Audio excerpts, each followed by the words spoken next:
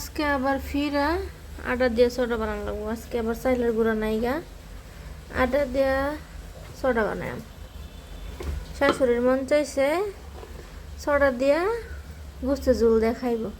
সেদিন আঁশ রাঁধছিলাম, আঁশের ঝুল রয়েছেন রেখা দিয়েছেন, সোডা দিয়ে খাইব, তখন বানায়াম।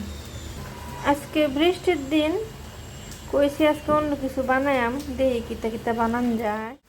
এন্দা আত্তরবারের সোডা হইতাছে আর এন্দা তরকারি জাল হইতাছে, কি যে জ্বালা জ্বালা। সোডা আর আঁশের গুস্ত দিয়ে খাইব।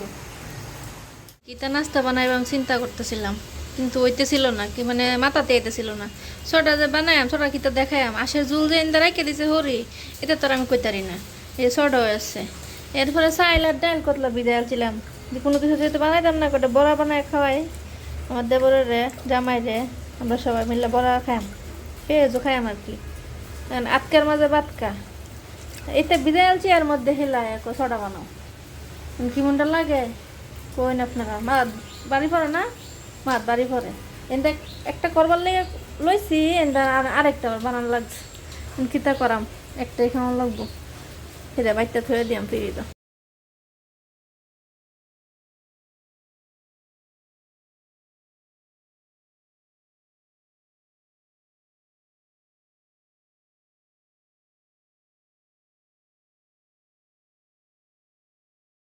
চাপটি দিয়া খাইলে সেই স্বাদ। খাও খাও, বেশি করে খাও।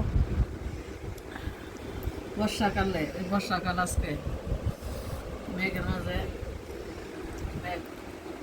মেঘলা দিনও খাইলে চাপটি দিয়ে হাঁসের মাংস অনেক স্বাদ।